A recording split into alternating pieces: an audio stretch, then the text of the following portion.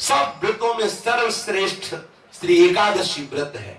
समस्त विश्व में कोई ऐसा नहीं जो एकादशी व्रत की महिमा न जानता हो। एकादशी का प्रादुर्भाव और एकादशी जी की जो महिमा है उसके विषय में थोड़ी चर्चा करते हैं। सतयुग में शंखासुर का पुत्र मुर नामक दैत्य हुआ। शंखासुर को भगवान विष्णु ने मार डाला। इससे मुर को बड़ा दुख हुआ। इसका बदला लेने के लिए वो वन में जाकर मुर दैत्य घोर तपस्या करने लगा। उसके तपस्या से संतुष्ट होकर सर्व सामर्थ्यशाली भगवान ब्रह्मा जी उसके समीप आए और उससे कहा कि तुम वरदान मांग लो। यह सुनकर मुर दैत्य बोला कि हे वरदाता नाथ, देवता, दैत्य, मुनि, मनुष्य, शिव, विष्णु और बड़े बड़े लोकपाल, दिक्पाल, जहां तक आपकी सृष्टि है, मुझे कोई समर में ना जीत सके ना कोई मार सके, ऐसा वरदान दीजिए। इतना उसने तप किया मुर दैत्य ने कि भगवान ब्रह्मा को विवश हो करके ऐसा ही हो तथास्तु, ऐसा ही हो कहना पड़ा। अब ब्रह्मा जी ऐसा कह करके अपने लोक को चले गए। अब जो असुर है वो वर पा करके बड़ा बलवान हो गया। जिस लोकपाल के पास जाता ललकार कर उसे परास्त कर देता, क्योंकि मर सकता नहीं। ब्रह्मा जी ने ऐसा वर दिया है। लोकपालों को जीतकर समस्त लोकों पर अपना उसने अधिकार कर लिया और समस्त लोकपालों के पद पर वो दैत्यों को नियुक्त करता। दैत्य सदैव विपरीत भावना वाले समस्त ब्राह्मणों को, भक्तों को, गाय को, ऐसे सब संतों को सताना, मारना, काटना, महान अत्याचार मुर दैत्य के द्वारा फैल गया। दुखी होकर के समस्त देवता भगवान शंकर जी के पास गए। भगवान शंकर जी सबको आश्वासन दिए, क्योंकि वो कल्याण स्वरूप है। जब जब कोई भारी विपत्ति पड़ती है तो समस्त देवता महादेव जी के पास जाते हैं, फिर महादेव जी उपाय बताते हैं। जैसे समुद्र मंथन के समय हलाहल विष निकला तो किसी भी देवता की ताकत नहीं कि चख सके। महादेव जी के पास गए और प्रार्थना की तो आज भी भगवान शिव को नीलकंठ कहा जाता है, उसे धारण करते हैं। यद्यपि इनकी सेवा है सृष्टि का संहार करना, पर सृष्टि की रक्षा जहां कोई नहीं कर पाता वहां ये करने के लिए बुलाए जाते। हलाहल विष पीने के लिए किसे बुलाया गया? इन्हीं को तो बुलाया गया। सब देवताओं ने भगवान शंकर से कहा हमारी रक्षा करो। भगवान शंकर ने आश्वासन दिया और स्वयं देवताओं एवं अपने पार्षदों के सहित युद्ध के लिए ललकारा। मुर दैत्य ने बहुत भयंकर युद्ध किया, लेकिन युद्ध में विजय मुर दैत्य की हुई, क्योंकि आशीर्वाद है भगवान ब्रह्मा जी का। अब देवताओं ने देखा दैत्यों की तो प्रबल सेना बढ़ती चली आ रही है। अब भगवान श्री हरि का स्मरण किया, भगवान विष्णु का कि हे नाथ, आप ही अब रक्षा कर सकते हो। भगवान श्री विष्णु जी ने सुदर्शन चक्र का स्मरण किया और मुर दैत्य पर प्रहार किया। पर ब्रह्मा जी के वरदान प्राप्त होने के कारण भगवान के प्रिय पार्षद सुदर्शन ने उसको ऐसे घूमकर परिक्रमा करते हुए आकर भगवान के हाथ पर विराजमान हो गए, क्योंकि ब्रह्मा जी भगवान श्री हरि के ही अंश से प्रकट हुए। वरदान की मर्यादा रखने के लिए सुदर्शन चक्र जी समीप से जाकर वापस आ गए, लेकिन मुर दैत्य को मारा नहीं। अब तो हाहाकार मच गया कि अब ये प्रलयंकारी दैत्य जब भगवान शिव के वश में नहीं हुआ, बड़े बड़े लोकपालों को अपने अधीन कर लिया और भगवान विष्णु का सुदर्शन चक्र भी वापस हो गया, अब क्या होगा? सब देवता भगवान विष्णु से प्रार्थना करने लगे। भगवान श्री हरि अद्भुत लीला बिहारी है। भगवान विष्णु युद्ध छोड़कर भाग चले। मुर दैत्य ने देखा कि सबका मुखिया तो भाग पड़ा, इसको हम जिंदा छोड़ेंगे नहीं। वो गदा लेकर भगवान का पीछा किया। मुर दैत्य ने भगवान भागकर बद्रिका आश्रम में गए और एक बड़ी ही गहरी एकांतिक गुफा में जा छिपे और अत्यंत श्रमित हुए निद्रावश से प्रतीत होने लगे। मुर ने गुहा में प्रवेश करके दहाड़ लगाई, कहाँ है? भगवान विष्णु को संबोधन किया, कहाँ है तू?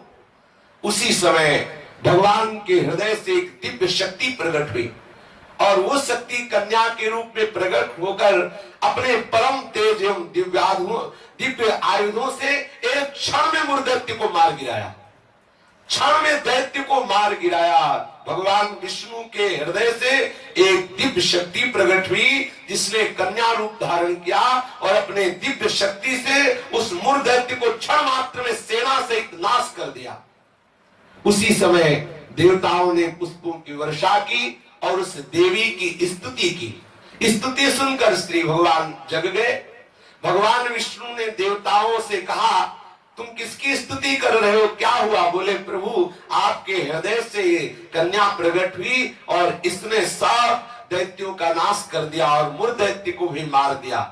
भगवान ने कहा कि ये कन्या जो हमारे हृदय से प्रकट हुई, ये एकादश तिथि को प्रकट हुई, 11 को, इसीलिए इस कन्या का नाम होगा एकादशी। और हे एकादशी, तुम अष्ट सिद्धियों और 9 निधियों की स्वामिनी होगी।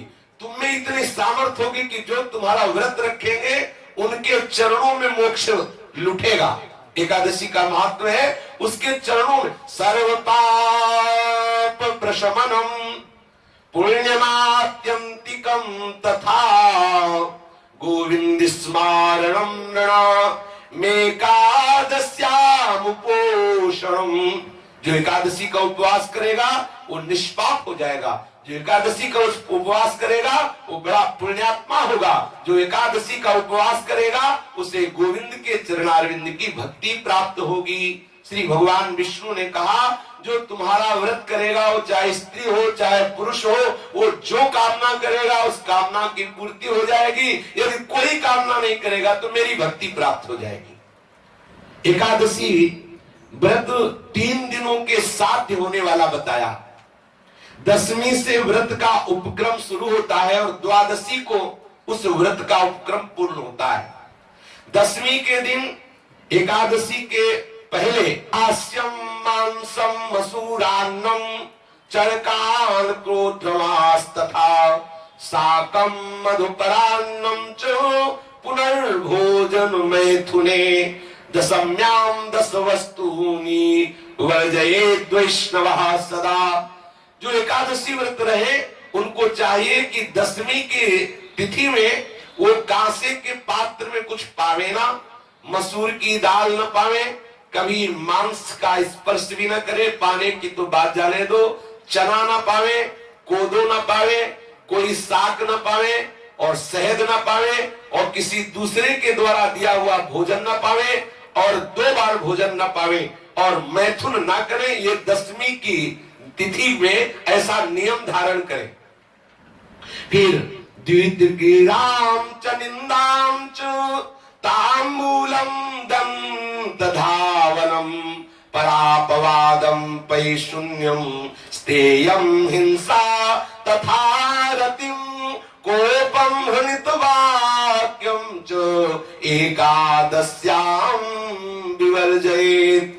अब एकादशी के दिन 10वीं के दिन ऐसे नियम से रहे कि कांस के पात्र में कुछ पावे ना, मसूर की दाल ना पावे, मांस का स्पर्श भी ना करे, चना ना पावे, कोदो ना पावे, कोई साग ना पावे, शहद ना पावे, दूसरे के द्वारा दिया हुआ कुछ ना पावे और 10वीं को 1 बार भोजन करे, मैथुन क्रिया ना करे। तब एकादशी के दिन ये नियम ले कि कभी जुआ ना खेले, ना किसी को खेलता हुआ देखे। एक बार दृष्टि पर जाए हटा ले, जैसे लोग ताश वगैरह खेलते। एकादशी के दिन नींद न ले, एकादशी के दिन पान न खावे, एकादशी के दिन दातून न करे, एकादशी के दिन किसी की चोरी न करे, हिंसा न करे, किसी के साथ मैथुन न करे, कभी क्रोध न करे और झूठ न बोले। एकादशी के दिन ये 11 कार्य ना करते हुए बोले फिर निरंतर स्मरण प्रियालाल का करते हुए, भगवत स्मरण करते हुए फलाहार पावे तो 1 बार पावे, वो भी थोड़ा पावे।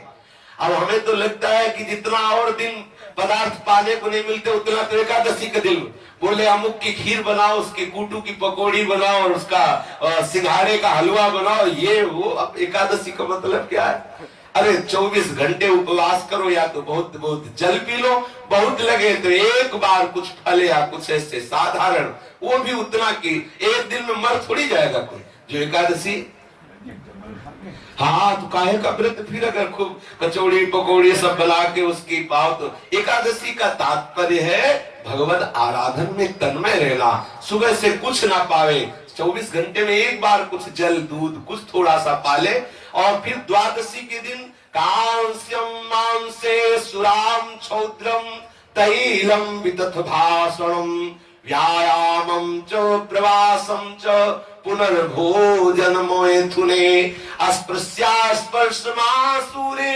द्वादश्याम द्वादशम त्यजेत्। द्वादशी को भी कांसे के पात्र में भोजन न करे, मांस न स्पर्श करे, मदिरा न पीवे और शहद न पावे, तेल का बना पदार्थ न पावे, झूठ न बोले, कस के व्यायाम न करे, परदेश गमन न करे, दोबारा भोजन न करे, मैथुन न करे, जो स्पर्श करने योग्य नहीं उनका स्पर्श न करे, मसूर की दाल न खाए। ये 12 वस्तुएं द्वादशी को त्याग दे। दशमी के दिन पूर्वाह्न में एक बार हविष्यान्न भोजन करना चाहिए। इसके बाद दशमी के दिन कुछ नहीं खाना पीना चाहिए। एकादशी के दिन ब्रह्म मुहूर्त में उठकर प्रातःकालीन कृत्य से निवृत्त होकर स्नान करके भगवत प्रसन्नता के उद्देश्य से व्रतोपवास का संकल्प लेकर संध्या तर्पण वंदन आदि जो भी गुरु प्रदत्त उपासना है या प्रियालाल के षोडोपचार विधि से पूजन करे, फिर प्रणाम नमस्कार आदि करे, रात्रि भर जागरण करे, कीर्तन करे। निर्जल व्रत करना सबसे श्रेष्ठ एकादशी व्रत को कहा गया है। पूज्य श्री मथुरा दास जी 12 महीना निर्जल एकादशी करते थे। वयोवृद्ध होने पर भी प्राय वैष्णव जन बड़ा आदर पूर्वक एकादशी का व्रत रहते। द्वादशी के दिन पूर्वत सेवा पूजा करके पहले श्री प्रियालाल का श्री हरि का चरणामृत ले और कम से कम एक साधु को भोजन करावे, फिर पावे। ऐसा एकादशी का विधान है। और एकादशी का फल क्या है? पाप नष्ट हो जाते हैं, मोक्ष की प्राप्ति हो जाती है। यदि निष्काम रहे तो भगवत प्रसन्नता उसको प्राप्त होती है, मतलब भक्ति का वर्धन होता है।